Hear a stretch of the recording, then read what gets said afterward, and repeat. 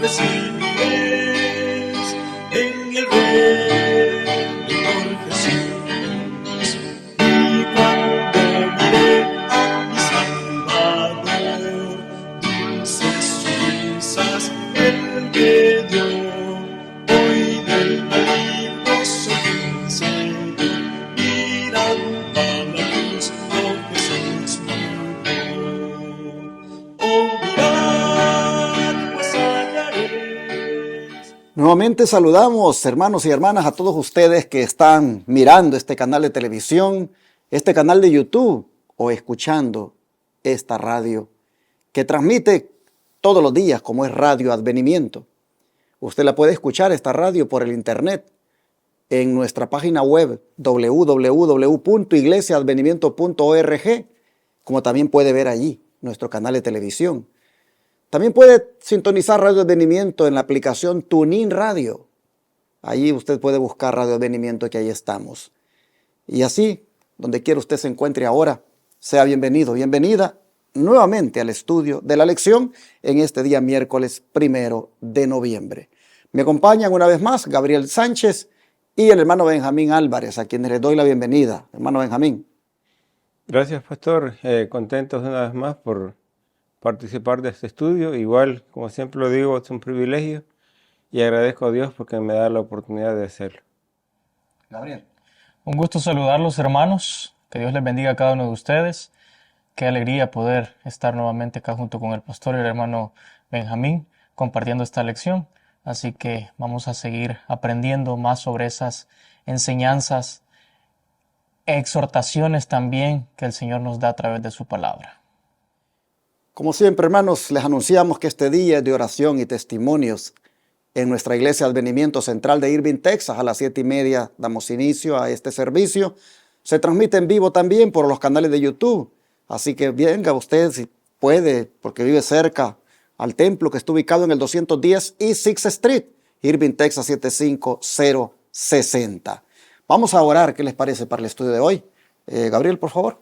Con gusto. Oremos. Padre nuestro que estás en los cielos, te alabamos, Señor, y glorificamos tu nombre. Gracias por las bendiciones recibidas hasta este momento. Vamos, Señor, a estudiar tu palabra, a estudiar la lección que corresponde a este día. Que tú, Señor, con tu Santo Espíritu nos dirijas, que nos des el entendimiento, Señor, para así comprender el mensaje que tú tienes para nosotros. Bendice a todas aquellas personas, aquellos hermanos que también están escuchando esta lección. En el nombre de Cristo Jesús. Amén. Hoy vamos a estudiar acerca del propietario de este mundo, como es nuestro Dios, y qué tiene que ver el tema de la dadivosidad o la mayordomía o el diezmo incluso con este propietario. En la historia del Jardín del Edén, Gabriel, ¿cómo podemos ver el principio de dar como un reconocimiento de que Dios es el propietario? Si vamos a trasladarnos hasta el principio, vamos a ir al libro de Génesis para poder nosotros ver cuál es ese principio de dar como reconocimiento de que Dios es el propietario, o sea, el dueño de todo lo que hoy en este mundo existe. E incluso nosotros, nuestra propia vida ni nos pertenece, solamente somos unos mayordomos. Vamos a leer ahí Génesis capítulo 2, versículos 15 y 17.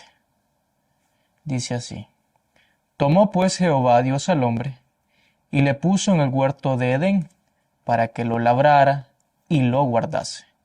Y mandó Jehová Dios al hombre, diciendo: De todo árbol del huerto comerás, mas del árbol de la ciencia del bien y del mal no comerás, porque el día que de él comieres, ciertamente morirás.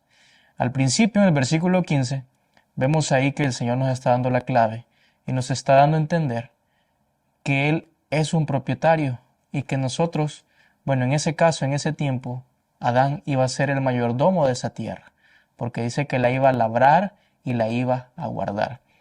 Pero también tenemos otro texto ahí, que se encuentra en el libro de Levíticos, capítulo 27 y versículo 30.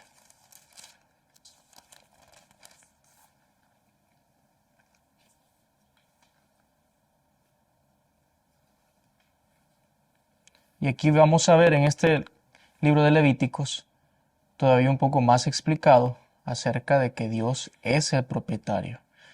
Dice así: y todos los diezmos de la tierra, así de la semilla de la tierra como del fruto de los árboles, de Jehová son. Es cosa consagrada a Jehová. Entonces, ¿quién es el propietario? Pues obviamente, Cristo Jesús, nuestro Padre, es el creador de todo, y así es el dueño de todo lo que en este mundo existe. Llama la atención, hermanos, cómo aparece en la Escritura que uno realmente no es dueño de nada. El Señor es el que es poseedor de todo. Aún nosotros mismos somos posesión del Señor, somos posesión adquirida. Y cómo, por lo tanto, debemos de entenderlo para que no nos volvamos como dueños de lo que es de Dios. Los talentos que tenemos, la casa que tenemos, el carro que tenemos, todo, hermanos, lo que hay allí bajo nuestro dominio es de Dios. Y usted debe tenerlo claro, yo lo tengo que tener claro.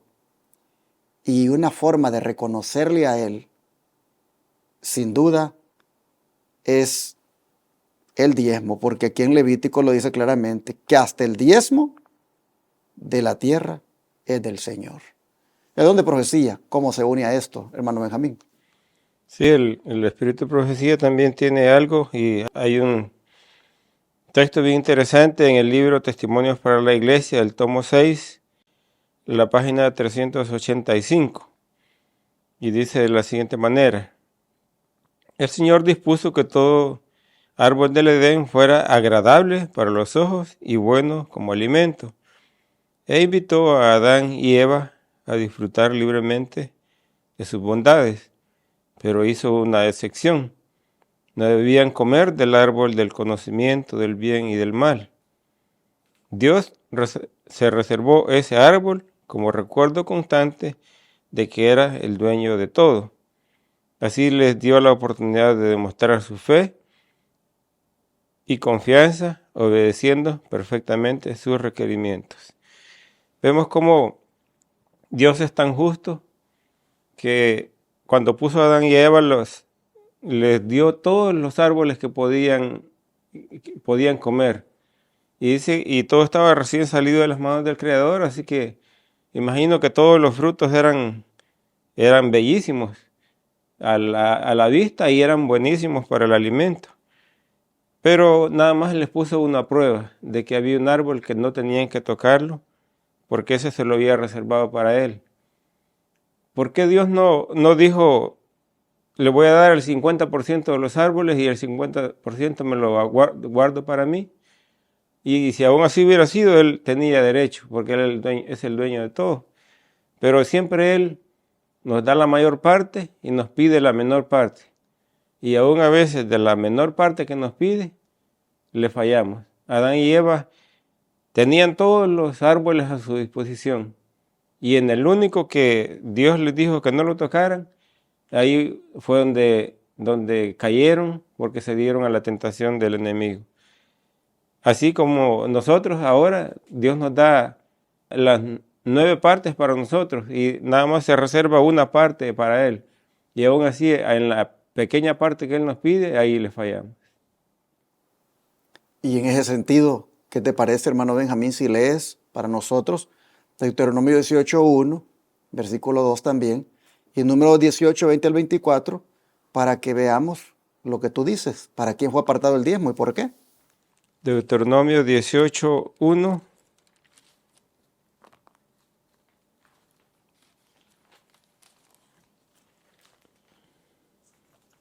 Dice así: los sacerdotes levitas, toda la tribu de Leví, no tendrán parte ni heredad con Israel de las ofrendas encendidas a Jehová y de la heredad de él comerán. Y el otro texto que tenemos es 18, 1 y 2, no tendrán pues heredad entre sus hermanos, Jehová es su heredad, como él les ha dicho. Y el otro texto está en Números 18, del 20 al 24. Números 18, del 20 al 24.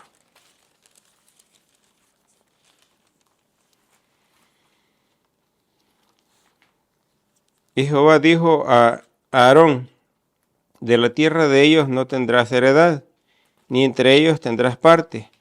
Yo soy tu porción y tu heredad en medio de los hijos de Israel.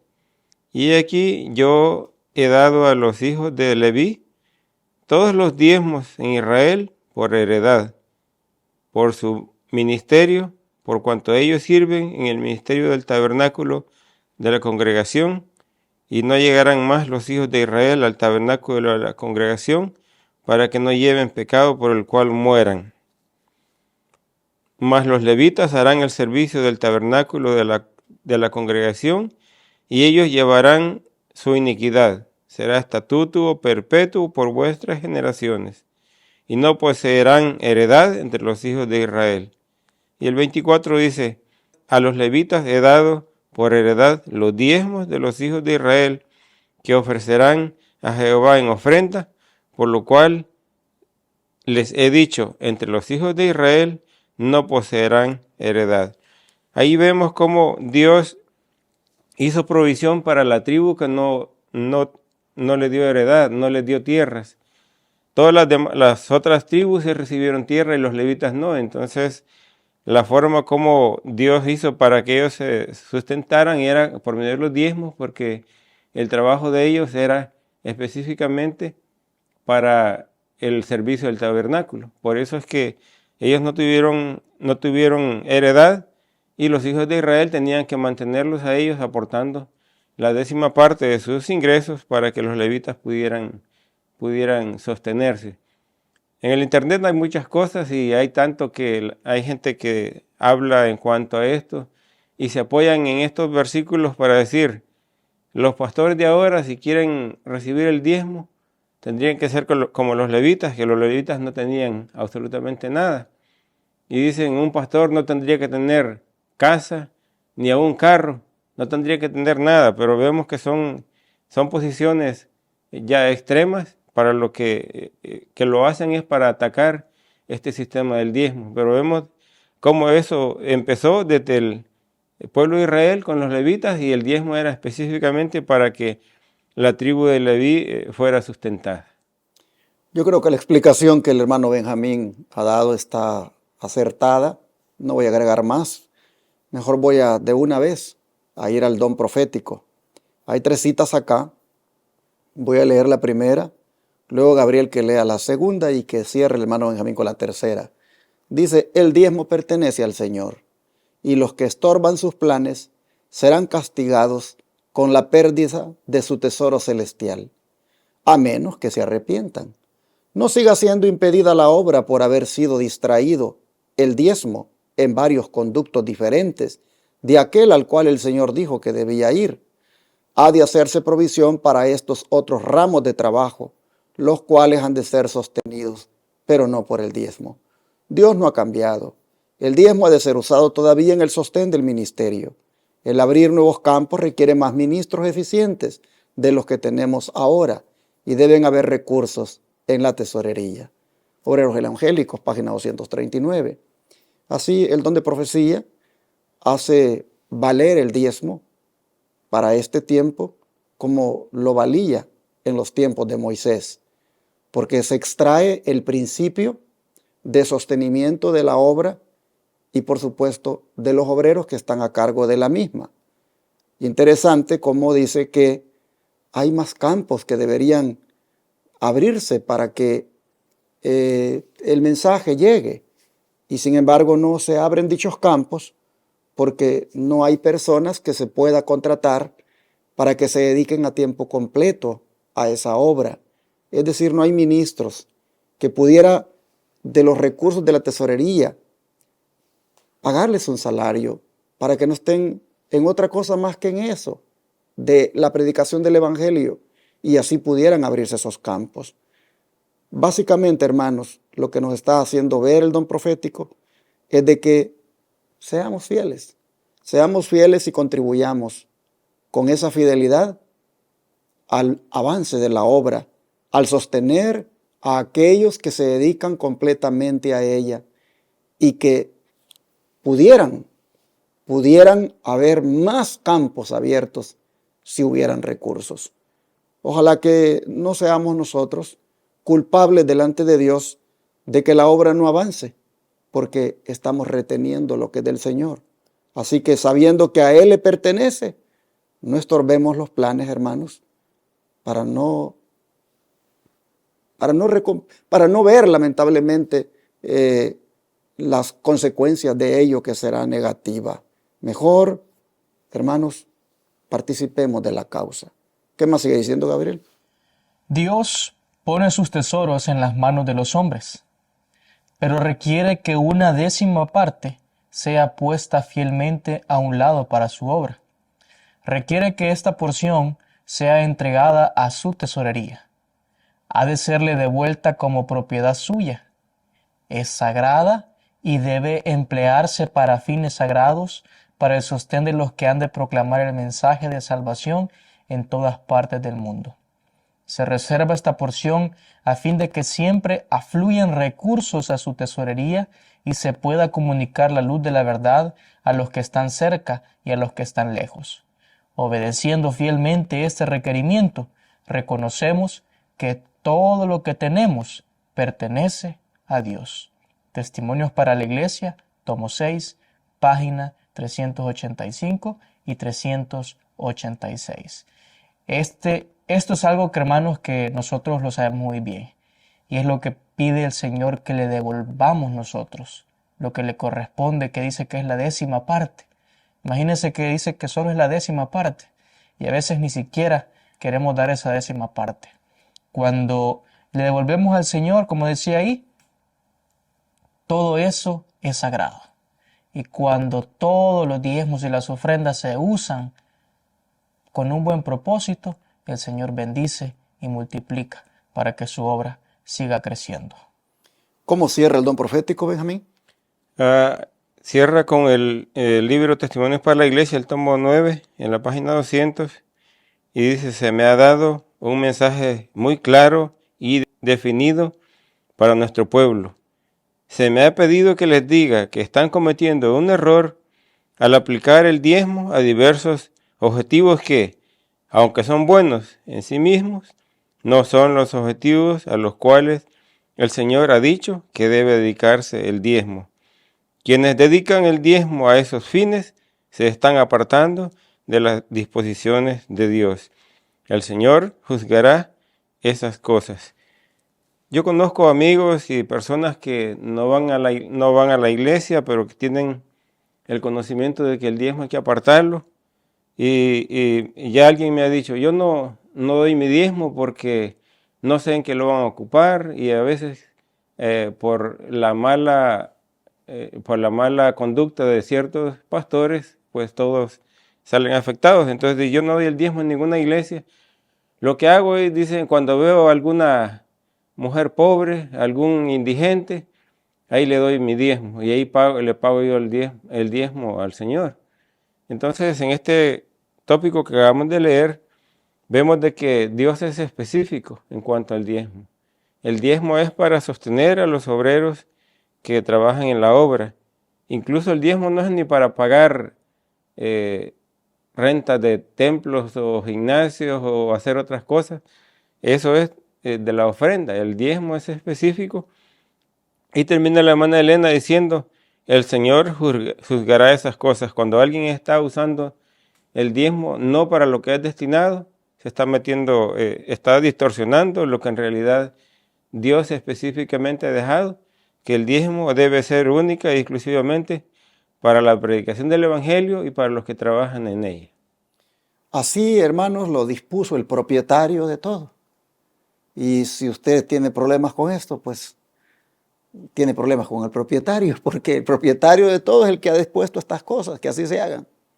Y yo sé de que ha habido abusos también, sobre todo en estos tiempos, de ministros asalariados, que valiéndose de este principio, valiéndose de esta bendición, han venido prácticamente a convertirse en magnates, porque saben jugar con los sentimientos de la gente y les dan un mensaje liviano y al mismo tiempo le hacen que la gente les financie y ellos no hacen una obra que represente lo que Dios ha dispuesto.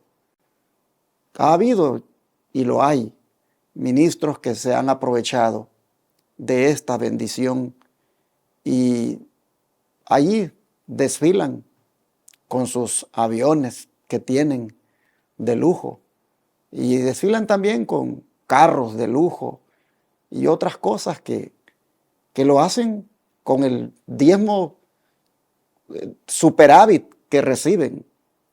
Y mientras tanto, aquellas obras de caridad, aquellas obras que pudiera llevar adelante un ministro de preparar un pueblo para la segunda venida, a veces no se pueden hacer porque no hay ese recurso que permita, como decía anteriormente, emplear a alguien a tiempo completo. Ojalá que el Señor toque el corazón de cada uno de nosotros este día y que ojalá también nosotros nos dejemos tocar y podamos sentir ese toque, ese llamado que nos dice pónganse a cuentas con esto y reconozcan al dueño de todo, entregándole el diezmo y la ofrenda a Él en la persona de los ministros que trabajan para Él fielmente, colocando esos recursos en la tesorería del ministerio o la iglesia que financia a esos siervos de Dios que se dedican a proclamar la verdad presente como debe ser. Y cuando digo como debe ser, es que la proclaman de una manera completa, porque hoy en día hay muchos ministros que pretende que debe ser sostenido con el diezmo, pero no quiere dar el mensaje completo. Un ejemplo de eso lo tenemos, por ejemplo, en el mensaje de la Reforma Pro Salud. Por eso, con razón, la sierva del Señor dice que aquellos ministros que no obedecen la Reforma Pro Salud y que no la ponen por obra, no deberían ser sostenidos con el diezmo. Así lo dice. Pastores que comen carne, dice, para ser más específico, no deberían ser sostenidos con el diezmo. Aunque tengan el derecho o aunque pretendan que lo tienen porque son ministros, no. Elena White dice no. ¿Por qué?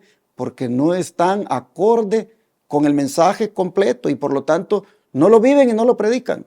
Y así podemos poner otros ejemplos donde estos ministros no se les puede sostener con el diezmo. Creo otra vez que hay que pedir a Dios sabiduría para ver quiénes son sus ministros, quiénes son los que verdaderamente están entregados a su obra y quiénes son los que están proclamando el mensaje que debe darse en este tiempo. Y hermanos, donde veamos que está ese siervo, ese ministro, allí, hermanos, coloquemos el diezmo para que pueda seguir ese ministro haciendo la obra del Señor. De esa manera reconoceremos al dueño de todo que tiene a ese trabajador trabajando para él. Vamos a orar para pedir sabiduría al Señor y que estos temas los podamos aplicar a la vida, tomando en cuenta los contextos en los que vivimos hoy, que son muy distintos al ideal que Dios tuvo e implementó allá en aquellos tiempos. El principio no ha muerto. El principio del diezmo y la obediencia a Él sigue válido. Lo que debe tenerse ahora es la sabiduría y el discernimiento para saber aplicarlo en el contexto en que vivimos. Vamos a orar, ¿qué les parece? Padre Santo, te damos gracias por ser el dueño de todo. Aún los diezmos, dice tu palabra, que son tuyos. De manera que debemos de dártelos a ti y debemos de darlo en esa tesorería tuya que se encarga de pagar a tus obreros. ¿Dónde está esa tesorería? ¿Dónde están esos obreros? Danos el discernimiento, Señor. Danos la sabiduría para poder saber dónde están y ahí colocar fielmente lo que es tuyo. Ayúdanos, Señor, a no retener nada de lo que es tuyo. a devolvértelo y así reconocer que tú eres nuestro dueño y tú eres el creador y dueño del universo.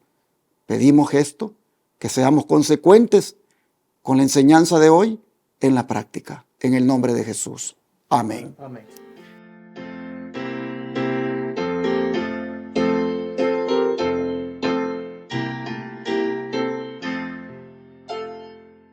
En tu nombre comenzamos esta escuela, oh Señor.